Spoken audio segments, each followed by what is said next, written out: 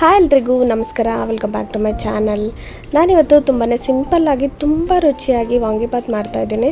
ನಾವು ವಾಂಗಿಬಾತ್ನ ನಾರ್ಮಲ್ಲಾಗಿ ನಾವು ಗೊಜ್ಜು ಥರ ಕಲಿಸ್ಕೊಂಡು ಅದಕ್ಕೆ ಅನ್ನನ ಮಿಕ್ಸ್ ಮಾಡ್ಕೊಳ್ತೀವಿ. ಆ ಥರ ಮಾಡೋ ಬದಲು ಈ ಥರ ಒಂದ್ಸರಿ ಮಾಡಿ ನೋಡಿ, ತುಂಬಾ ಚೆನ್ನಾಗಿರುತ್ತೆ.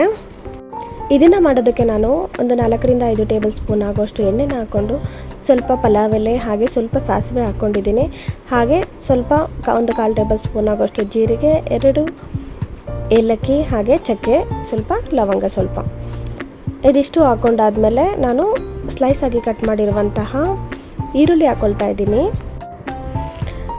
ಈರುಳ್ಳಿನ ಚೆನ್ನಾಗಿ ನಾವು ಫ್ರೈ ಮಾಡಬೇಕಾಗತ್ತೆ. ಒಂದು 2 ನಿಮಿಷ ಚೆನ್ನಾಗಿ ಫ್ರೈ ಆಗಬೇಕು ಈರುಳ್ಳಿ ಎಲ್ಲನೂ. ಈಗ ಇದಕ್ಕೆ ನಾನು ginger garlic paste 1 table spoon ಆಗೋಷ್ಟು ಹಾಕ್ಕೊಳ್ತಾ ಇದ್ದೀನಿ.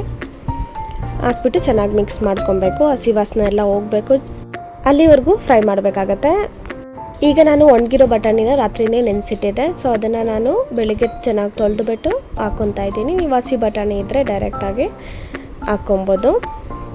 ಇದನ್ನು ಕೂಡ ಹಾಕ್ಬಿಟ್ಟು ಚೆನ್ನಾಗಿ ಇದನ್ನು ಫ್ರೈ ಮಾಡಬೇಕು. ಹಾಗೆ ನಾನು ಇದಕ್ಕೆ 1 ಟೊಮೊಟೊನ ಕಟ್ ಮಾಡಿ ಹಾಕ್ಕೊಳ್ತಾ ಇದ್ದೀನಿ.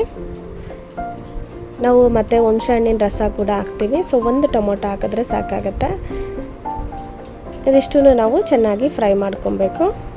ಇದಾದಮೇಲೆ ನಾನು ಇದಕ್ಕೆ ಬದನೆಕಾಯಿ ಹಾಕ್ಕೊಳ್ತಾ ಇದ್ದೀನಿ. ಈ ಥರ ಕಟ್ ಮಾಡಿಕೊಂಡು ಹಾಕ್ಕೊಬೇಕು. ಒಂದು 3ರಿಂದ 4 ಬದನೆಕಾಯಿ ತೊಗೊಂಡಿದ್ದೀನಿ, ಗ್ರೀನ್ ಕಲರ್ ಬದನೆಕಾಯಿ. ಸೊ ಈ ಥರ ಕಟ್ ಮಾಡ್ಕೊಂಡು ಹಾಕ್ಕೊಂಡು ಇದನ್ನು ಕೂಡ ಚೆನ್ನಾಗಿ ಫ್ರೈ ಮಾಡಿ ಸಾಫ್ಟ್ ಆಗಬೇಕು ಬದನೆಕಾಯಿ ಎಲ್ಲ, ಅಲ್ಲಿವರೆಗೂ ಫ್ರೈ ಮಾಡಿ ಇದಕ್ಕೆ ಸ್ವಲ್ಪ ಅರಿಶಿನ ಹಾಕ್ಕೊಳ್ತಾ ಇದ್ದೀನಿ. ಒಂದು 1/4 ಟೇಬಲ್ ಸ್ಪೂನ್ ಆಗೋಷ್ಟು ಅರಿಶಿನ ಹಾಕ್ಕೊಬೇಕು.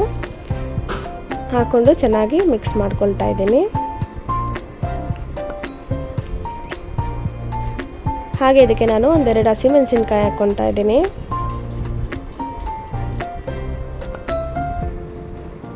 ಈಗ ನಾನು ಇದಕ್ಕೆ ವಾಂಗಿಬಾತ್ ಪೌಡರ್ ಹಾಕ್ಕೊಳ್ತಾ ಇದ್ದೀನಿ. 2 ಟೇಬಲ್ ಸ್ಪೂನ್ ಆಗುವಷ್ಟು ವಾಂಗಿಬಾತ್ ಪೌಡರನ್ನು ಹಾಕ್ಕೊಬೇಕಾಗತ್ತೆ.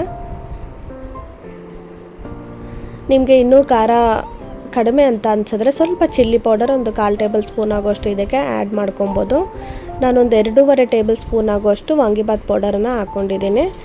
ಈಗ ರುಚಿಗೆ ತಕ್ಕಷ್ಟು ಸಾಲ್ಟ್ ಹಾಕ್ಬಿಟ್ಟು ಚೆನ್ನಾಗಿ ಮಿಕ್ಸ್ ಮಾಡ್ಕೊಳ್ತಾ ಇದ್ದೀನಿ. ಹಾಗೆ ಇದಕ್ಕೆ ಹುಣಸೆ ಹಣ್ಣಿನ ರಸ ಒಂದು ಸ್ವಲ್ಪ ಹಾಕ್ಕೊಬೇಕಾಗತ್ತೆ. ಇದನ್ನು ಹಾಕ್ಕೊಂಡು ಚೆನ್ನಾಗಿ ಮಿಕ್ಸ್ ಮಾಡಿಕೊಂಡು ಇದನ್ನು ಚೆನ್ನಾಗಿ ಕುದಿಸ್ಕೊಬೇಕಾಗತ್ತೆ. ಇದು ಎಣ್ಣೆ ಎಲ್ಲ ಸಪ್ರೇಟ್ ಆಗಬೇಕು, ಸೊ ಅಲ್ಲಿವರೆಗೂ ಇದನ್ನು ಚೆನ್ನಾಗಿ ಕುದಿಸ್ಕೊಬೇಕು. ಹಾಗೆ ನಾನು ಇದಕ್ಕೆ ಸ್ವಲ್ಪ ಕೊತ್ತಂಬರಿ ಸೊಪ್ಪು ಹಾಕ್ಕೊಳ್ತಾ ಇದ್ದೀನಿ. ಹಾಗೆ ಸ್ವಲ್ಪ ಪುದೀನ ಸೊಪ್ಪು, ಇವೆರಡನ್ನೂ ಹಾಕ್ಕೊಂಡು ಚೆನ್ನಾಗಿ ಮಿಕ್ಸ್ ಮಾಡಿಕೊಂಡು ಇನ್ನೂ ಸ್ವಲ್ಪ ಹೊತ್ತು ಕುದಿಸ್ಕೊಳ್ತಾ ಇದ್ದೀನಿ.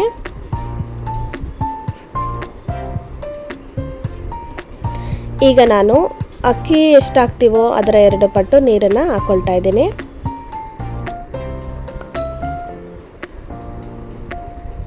ಹಾಕೊಂಡ್ಬಿಟ್ಟು ನಾವು ಚೆನ್ನಾಗಿ ಅದನ್ನು ಮಿಕ್ಸ್ ಮಾಡಿ, ಈ ನೀರು ನಮಗೆ ಒಂದು ಕುದಿ ಬರೋವಾಗ ನಾವು ತೊಳೆದು ನೆನೆಸಿಟ್ಟಿರುವಂಥ ಅಕ್ಕಿನ ಹಾಕ್ಕೊಬೇಕಾಗುತ್ತೆ.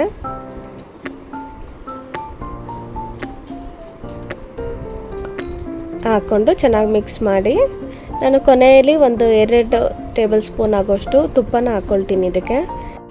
ಈಗ ನಾವು ಇದಕ್ಕೆ ಏನಾದರೂ ಉಪ್ಪು ಕಡಿಮೆ ಇದ್ದರೆ ಉಪ್ಪನ್ನ ಆ್ಯಡ್ ಮಾಡ್ಕೊಬೋದು. ಈ ಟೈಮಲ್ಲಿ ಇದನ್ನು ಸ್ವಲ್ಪ ರುಚಿ ನೋಡಿಬಿಟ್ಟು ಉಪ್ಪು ಖಾರ ಅಡ್ಜಸ್ಟ್ ಮಾಡ್ಕೊಬೋದು. ಮಾಡ್ಕೊಂಡಾದ್ಮೇಲೆ ನಾನು ಇದನ್ನು 1-2 ವಿಜಿಲ್ಗೆ ಬಿಡ್ತಾ ಇದ್ದೀನಿ, 2 ವಿಜಿಲ್ ಬರೋದಕ್ಕೆ. 2 ವಿಜಿಲ್ ಬಂದಮೇಲೆ ನೋಡಿ ನಮಗೆ ತುಂಬಾ ರುಚಿಯಾಗಿ ತುಂಬಾ ಟೇಸ್ಟಿಯಾಗಿ ನಮಗೆ ವಾಂಗಿಬಾತ್ ರೆಡಿಯಾಗಿದೆ. ನಾವು ಟೆಂಪಲಲ್ಲೆಲ್ಲ ತಿಂತೀವಲ್ಲ ವಾಂಗಿಬಾತು, ಸೊ ಅದೇ ಥರ ರುಚಿಯಲ್ಲಿರುತ್ತೆ. ತುಂಬಾ ತಿಂತಾಯಿದ್ರೆ ಇನ್ನೂ ತಿನ್ನಬೇಕು ಅಂತ ಅನಿಸುತ್ತೆ. ಸೊ ಒಂದ್ಸರಿ ಈ ಥರ ಟ್ರೈ ಮಾಡಿ ನೋಡಿ, ನಿಮಗೆ ತುಂಬಾ ಇಷ್ಟ ಆಗುತ್ತೆ. ಹಾಗೆ ನಿಮಗೆ ಈ ರೆಸಿಪಿ ಇಷ್ಟ ಆಗಿದರೆ ಈ ವಿಡಿಯೋಗೆ ಒಂದು ಲೈಕ್ ಮಾಡೋದನ್ನು ಮರಿಬೇಡಿ. ನನ್ನ ಚಾನಲ್ಗೆ ಸಬ್ಸ್ಕ್ರೈಬ್ ಮಾಡದೆ ಯಾರು ನೋಡ್ತಾ ಇದ್ದೀರೋ ಅವರು ದಯವಿಟ್ಟು ಸಬ್ಸ್ಕ್ರೈಬ್ ಮಾಡ್ಕೊಂಡು ನೋಡಿ. ಹಾಗೆ ನಿಮ್ಮ ಫ್ಯಾಮಿಲಿ ಮತ್ತು ಫ್ರೆಂಡ್ಸ್ಗೂ ಶೇರ್ ಮಾಡಿ. Thanks for watching.